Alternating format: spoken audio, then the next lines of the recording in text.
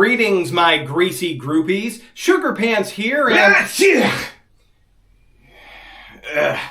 Sorry about that, boss. I'll get out of your way in just a second. Oh, what's the matter, little Sugar Pants? Just sick, that's all. I think I caught a cold while I was digging through that Uwe Boll shit the other day. Would you say you're feeling, little under the weather? Nah, not really. Just, postnasal drip, hoarse throat, sinus headache, that sort of thing. Well, I've actually got just what the doctor ordered. Today, we're going to take a look at 1988's Slime City. That's the movie you want to talk about while I'm snotting all over the place and hawking up lung butter over here? Yeah? Yeah, with all due respect, boss, I think I got enough slime and stuff going on for me today. I'm just gonna go get some matzo ball soup from Louie's and take it easy today. You're gonna get what from what? Matzo ball soup. From Louie's. Louie's Delicatessen. We have a delicatessen down here? Thick as pig shit, I swear to Christ.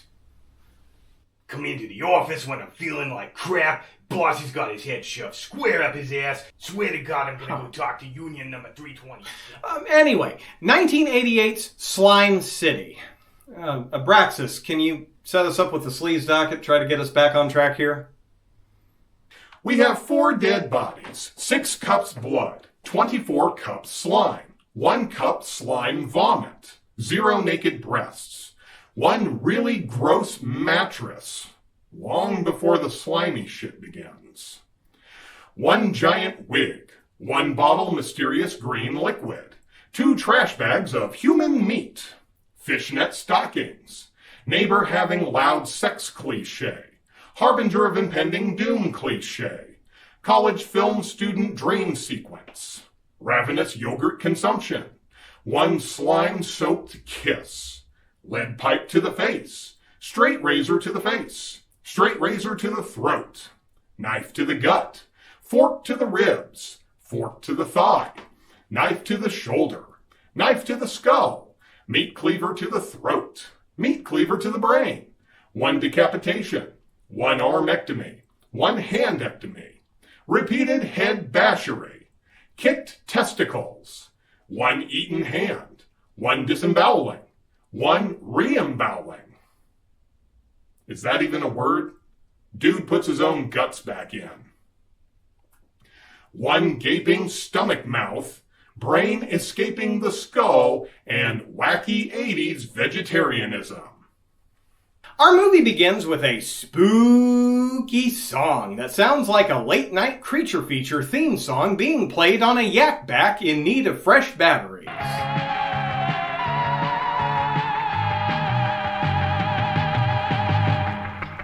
Here we meet Alex and Lori, a young couple out looking for an apartment. The ridiculously charming, sweet old lady out front tells them to go on up, and they find a reasonably clean and decent apartment.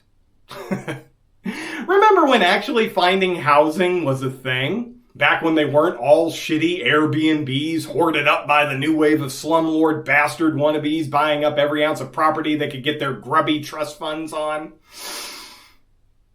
Anyway, Alex takes the place and immediately moves in.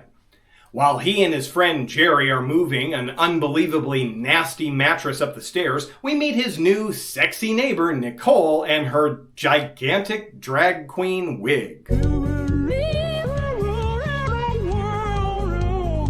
Inside we find out that Alex's relationship with Lori is a little rocky in the bedroom ways. He's good to go, but she's not ready. But he swallows his blue balls and gives Lori a key to the apartment. Apparently, Alex's whole motivation for even getting the place was to be closer to Lori and to prove that he's responsible enough for a bang. Dude, better yourself for you, not for pussy. Down the stairs, they run into another tenant, quite literally. This is Roman, and he's a poet, like a typical poet, meaning he's completely full of shit. Nobody takes an artist's work seriously anymore. until he's been planted 6 feet under, if you know what I mean. So I'm composing a piece that won't be finished until I am. I add a new line every year. A new line every year, huh? I guess that means he's an overachieving poet. Eventually, Roman invites Alex over for dinner. A lovely bowl of green and a delightful bowl of blue. Blue has the most antioxidants. He then pours a glass of a strange green beverage and says it's an old drink brewed a long time ago.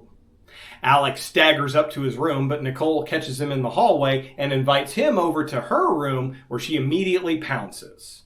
But she calls out another dude's name after grinding on him for 24 seconds. Zachary! We cut to an Ingmar Bergman film, or whatever, where Alex has a drink with death. Suddenly he wakes up in his bed, only he's pretty gross all of a sudden. Why am I sticky and naked? Did I miss something fun? Gurgling and squishing, he heads out, but before too long, he's looking pretty gross and starts throwing up all over some homeless man's bed. He attacks the homeless man and smashes his head in with a lead pipe. Suddenly, he's not slimy anymore. But he's pretty bloody, so he runs to his apartment and starts disposing of evidence. A visit from Roman, and we find out that the building used to be the home of a cult who dabbled in the dark arts, and that's who brewed the mysterious beverage from before. Turns out the leader killed himself, and all of his cultists followed suit. And I feel like that shit should be disclosed on a renter's agreement, but whatever. While meeting with a friend, Lori is approached by a fortune teller who says she's in danger and invites her in for a reading to find out more. First bit of information's free. The next time you pay. Alex meets up with the old lady running the apartments, and she brings him down to the basement where she stores the wine made by the cult leader, Zachary. She hands him a copy of Flesh Control and sees the hooded figure from his dream. While having dinner with the folks, Lori announces she'll be moving into Alex's apartment. Unfortunately, Alex puts the brakes on the whole deal, saying things are moving a little fast. Suddenly, his head starts leaking into the mashed potatoes, and he excuses himself. We change channels over to The Invisible Man Hires an Asian Hooker. Oh, wait. No, we're in the same movie, apparently. Anyway, Alex takes this girl into his bedroom. She removes his gross bandages from his face and turns on the light. And then Alex kills her with a straight razor. You crazy bastard! Suddenly, he's not slimy anymore. So let's speed this up a little bit. Suddenly, Alex is cutting ties to his friends and family. We learn more about the cult. Turns out Zachary figured out how to return from the dead. You eat the goop, you drink the swill, and somehow a former member of the cult takes over the new body. Nicole and Roman have already gone through this procedure, and Alex's body is to be used for Zachary himself. But it's justified because all the host bodies were the scum of the earth.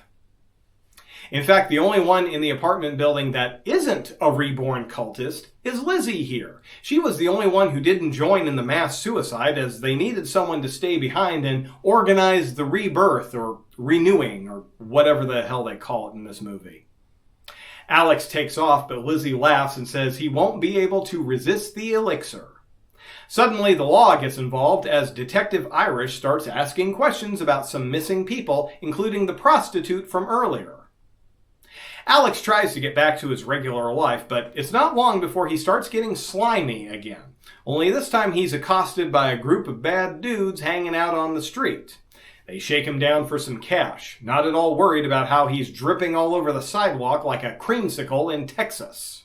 The one stabs him in the stomach, but Alex is suddenly sporting a brand new belly mouth and bites the attacker's hand off. He makes it back to his apartment and is surprised to see Jerry, who's come to check on him. What have you got? VD? Herpes?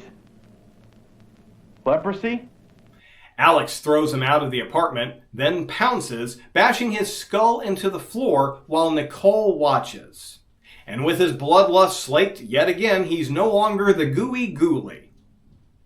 So I suppose that means the gang member didn't die from having his hand bitten off.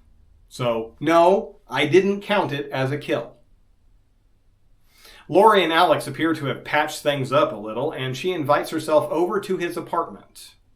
Hey guys, what's going on? They have a little bedroom romp, though we don't get to see any of it. Just the slimy pillow aftermath.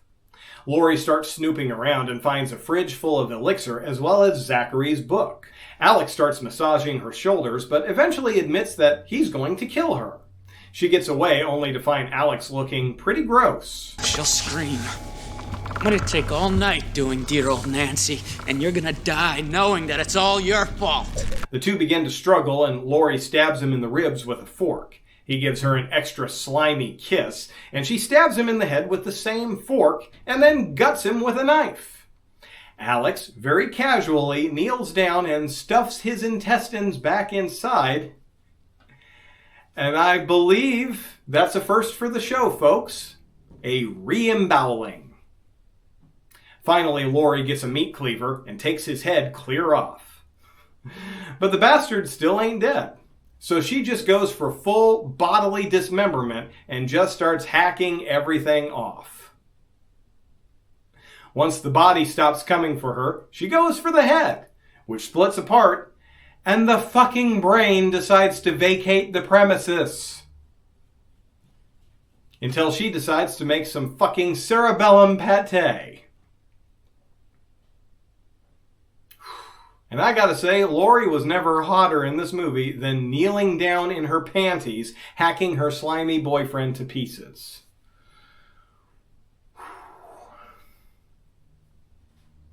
Skip ahead sometime, and we cut to the tenants having a group meeting with Detective Irish and let him know Alex moved out unexpectedly.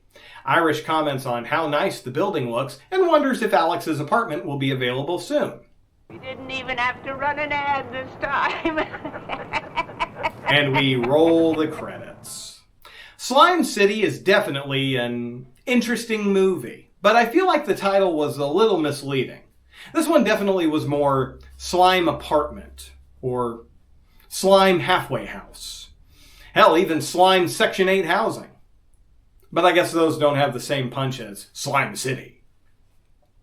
The pacing seems steady, albeit slow, but the whole thing feels like a fairly competently made movie. The acting is fine, for the most part, but I gotta give credit to Mary Hunter. I went the whole goddamn movie and didn't realize she was both Laurie and Nicole.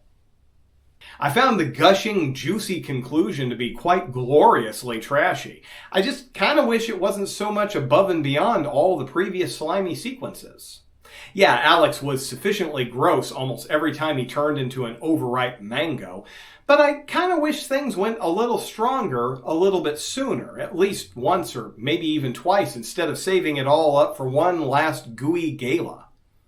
The ending payoff is definitely worth the price of admission, though it does take its time getting to it.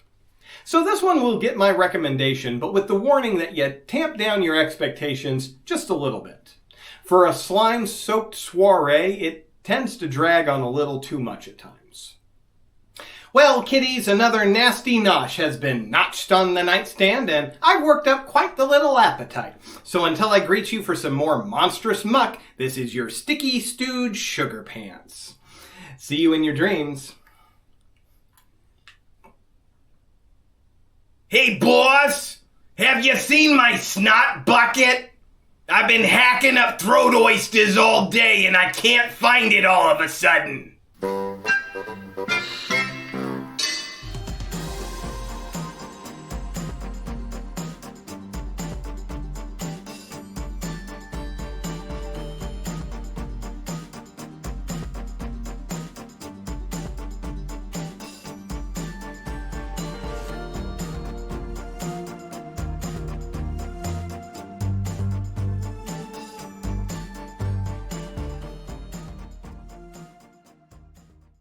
Starts making this big deal about how I blow my nose. She's saying you blow it too hard, Jerry. You blow it too hard. You blow that hard, you're gonna pop your eardrums and everything like that. I said, no way, I'm not gonna blow my eardrums. I gotta blow my nose hard for anything to come out, right? Right.